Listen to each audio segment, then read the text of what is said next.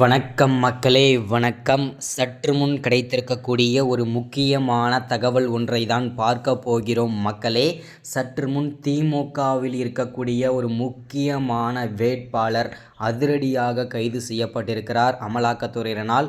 யார் அந்த திமுகவின் முக்கியமான வேட்பாளர்? என்ன காரணத்திற்காக அதிரடியாக கைது செய்யப்பட்டிருக்கிறார்? அவரை புழல் சிறையில் அடைக்கப்படுவதாக செய்திகள் வெளியாகி கொண்டிருக்கிறது மக்களே.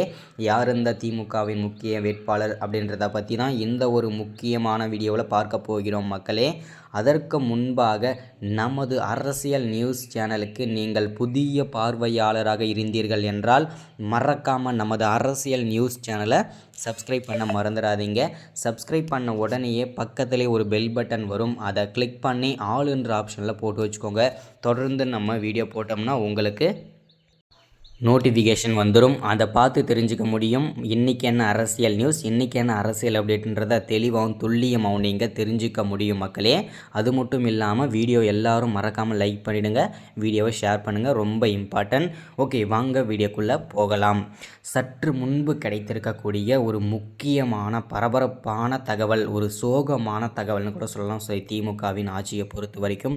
ஏன் அப்படின்னா, சற்று முன்பு திமுகவில் இருக்கக்கூடிய ஒரு முக்கியமான வேட்பாளர் அதிரடியாக அமலாக்கத்துறையினரால் கைது செய்யப்பட்டு புழல் சிறையில் அடைக்கப்படுவதாக செய்திகள் வெளிவட்டாரங்களில் செய்திகள் வெளியாகி கொண்டிருக்கிறது மக்களே.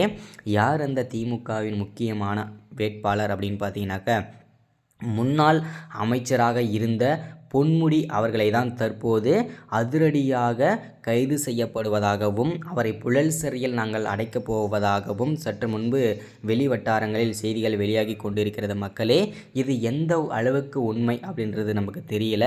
இது பார்த்திங்கன்னா அஃபிஷியலாக இன்னும் நியூஸில் வரல. ஸோ அதாவது பார்த்திங்கன்னா இவரை என்ன காரணத்திற்காக அதிரடியாக கைது செய்யப்பட்டிருக்கிறார் அப்படின்னு பார்த்தீங்கன்னாக்க, தவறான முறையில் பல கோடி ரூபாய் பணங்கள் தனது இரகசிய அறையில் வைத்திருந்த குற்றத்திற்காகவும், பல கோடி ரூபாய் மதிப்புள்ள போதைப் பொருட்களை இரகசிய அறையில் வைத்திருந்த குற்றத்திற்காகவும், தவறான முறையில் பண பரிவர்த்தனை செய்த குற்றத்திற்காகவும் தற்போது இவரை அமைச்சர் பொன்முடி அவர்களை தற்போது அதிரடியாக அமலாக்கத்துறையினரால் கைது செய்யப்பட்டு அவரை புழல் சிறையில் அடைக்கப்படுவதாகவும் தகவல் வெளியாகி கொண்டிருக்கிறது மக்களே.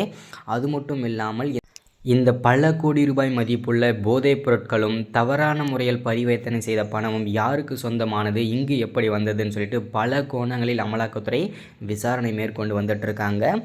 ஸோ அடுத்தடுத்த வீடியோவில் இதை பற்றின தொடர்ச்சியான வீடியோவை அடுத்தடுத்த வீடியோவில் தொடர்ந்து அப்டேட் பண்ணுறேன். மறக்காமல் நமது அரசியல் நியூஸ் சேனலுக்கு புதிய பார்வையாளராக நீங்கள் இருப்பீங்க. மறக்காமல் சப்ஸ்கிரைப் பண்ணுங்கள், லைக் பண்ணுங்கள், ஷேர் பண்ணுங்கள். தொடர்ந்து அடுத்த வீடியோவில் பார்க்கலாம். தேங்க்யூ.